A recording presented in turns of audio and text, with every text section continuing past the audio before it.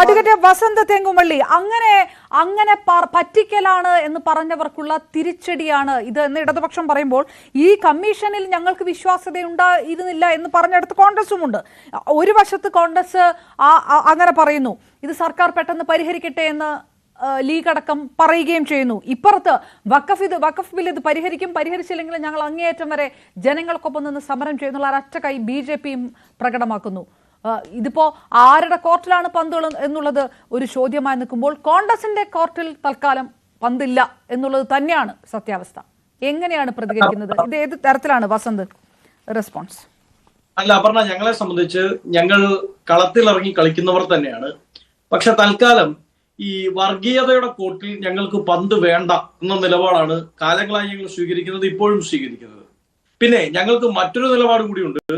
അങ്ങനൊരു play ground ഉണ്ടാക്കി, അങ്ങനെ ഒരു പ്ലേ പിച്ച് ഉണ്ടാക്കി അവിടെ ഗോൾ അടിക്കാൻ BJP ഇറങ്ങിയാൽ അതിനെ പ്രതിരോധിക്കാൻ ഏതറ്റം വരെയും കോൺഗ്രസ് പോകും എന്നതിൽ സംശയവും വേണ്ട. ഇനി അങ്ങ് ചോദിച്ച ചോദ്യം, എന്തുകൊണ്ടാണ് ഞങ്ങൾ ഈ കമ്മീഷനിൽ വിശ്വാസം അർപ്പിക്കാത്തത്, 10 മിനിറ്റിൽ പരിഹാരം എന്ന് പറഞ്ഞതെന്നറിയാമോ? ഞങ്ങൾ പറഞ്ഞത്, ഒന്ന്, മുനമ്പം ജനതയെ ഏറ്റവും കൂടുതൽ ആശങ്കപ്പെടുത്തിയത് അവർക്ക് കരമടയ്ക്കാൻ സാധിക്കുന്നില്ല എന്ന ഇമ്മീഡിയറ്റ് റിസൾട്ട് ആയിരുന്നു. അതിഭയങ്കരമായ അതിപ്രാധാന്യമായി അവരെ നേരിട്ട് ബാധിച്ചത് അവർക്ക് കരമടയ്ക്കാൻ സാധിക്കില്ല. ബാക്കിയെല്ലാം ലീഗൽ പ്രൊസീഡിങ്സ് ആണല്ലോ. വഖഫ് ബോർഡിന്റെ അവകാശവാദവുമായി ബന്ധപ്പെട്ട് കോടതി തീരുമാനം എടുക്കുന്നോടം വരെയെങ്കിലും കരമടയ്ക്കാൻ സമ്മതിക്കുക എന്നുള്ളത് സംസ്ഥാന സർക്കാരിനും സംസ്ഥാന വഖഫ് ബോർഡിനും ചെയ്യാൻ സാധിക്കുമായിരുന്ന കാര്യമാണ്. അത് ചെയ്തില്ല, അത് ചെയ്യാൻ ശ്രമിച്ചില്ല ആദ്യം തൊട്ടേ എന്നുള്ളതായിരുന്നു ഞങ്ങളുടെ നിലപാട്. സംസ്ഥാന വഖഫ് ബോർഡിനെ നിയന്ത്രിക്കുന്നത് ആരാണ് എന്ന് ഞാൻ പ്രത്യേകം പറയണ്ടല്ലോ. അപ്പൊ സ്വാഭാവികമായും സംസ്ഥാന വഖഫ് ബോർഡ് ഈ വിഷയത്തിൽ BJPക്ക് അനുചരണമായ ഒരു നിലപാട് സ്വീകരിച്ചു പോന്നോ എന്നൊരു ചോദ്യം അവിടെ ഉണ്ട്. ഇനി രണ്ടാമത്, വഖഫ് ബില്ല് വരുമ്പോ ഈ പ്രശ്നങ്ങൾ മുഴുവൻ തീരുമെന്നും കേന്ദ്രമന്ത്രി കിരൺ റിജിജു അദ്ദേഹത്തിന്റെ പ്രസംഗത്തിൽ തന്നെ എടുത്തു പറയുകയാണ്, ഇതാ മുനമ്പം പോലെയുള്ള വിഷയങ്ങൾ, ആ വിഷയങ്ങൾ പരിഹരിക്കാൻ പോവുകയാണ് ഈ ബില്ല് എന്ന് പറയുകയും ഈ ബില്ലിന് യാതൊരു മുൻകാല പ്രാവീണ്യം നൽകാതിരിക്കുകയും ചെയ്യുകയാണ്. എന്നിട്ട് ഇവർ പറയുന്നത് എന്താണ്, ഈ ട്രസ്റ്റുകളുടെ കാര്യത്തിൽ തീരുമാനം ഉണ്ടാകുമല്ലോ എന്ന്. ട്രസ്റ്റുകളുടെ കാര്യത്തിൽ തീരുമാനം ഉണ്ടായാൽ എന്താണ് ഉണ്ടാവുക? വഖഫ് ഭൂമി എന്ന് ഇവർ ക്ലെയിം ചെയ്യുന്ന മുനമ്പത്തെ ഭൂമി സ്വാഭാവികമായും സ്റ്റേറ്റിലേക്ക് തിരിച്ചു പോകണം. സ്റ്റേറ്റിന്റെ പിന്തുടർച്ച അവകാശികൾ ആരാണോ അവരുമായി പിന്നീട് കേസുണ്ടാവും. അതായത് അനിതര സാധാരണമായൊരു നിയമ പോരാട്ടത്തിലേക്ക്, നിയമയുദ്ധത്തിലേക്ക് കടക്കേണ്ടതായി വരും മുനമ്പം ജനതയ്ക്ക് വരും ദിവസങ്ങളിൽ.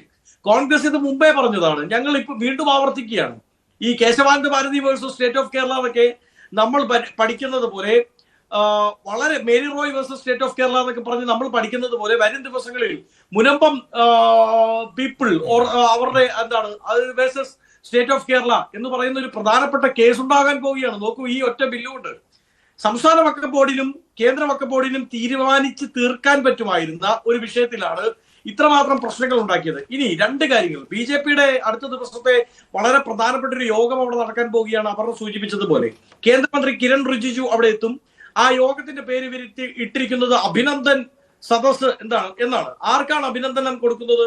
കേന്ദ്രമന്ത്രി കിരൺ റിജിജുവിനാണോ, അതോ ഇപ്പോഴും ദേഹത്ത് നിന്ന് മറ്റേ നാഗവല്ലി ഇറങ്ങിപ്പോയിട്ടില്ലാത്ത കേന്ദ്രമന്ത്രി സുരേഷ് ഗോപിക്കാണോ, അതോ ഈ മുനമ്പൻ ജനതയുടെ സമരപന്തലിൽ വന്നൊന്ന് പറയുകയും പാർലമെന്റിൽ പോയി മറ്റൊന്ന് പറയുകയും ചെയ്യുന്ന കേരളത്തിൽ നിന്നുള്ള മറ്റൊരു കേന്ദ്രമന്ത്രിക്കാണോ? ആർക്കാണ് ഇവർ അഭിനന്ദനം നൽകുന്നത്?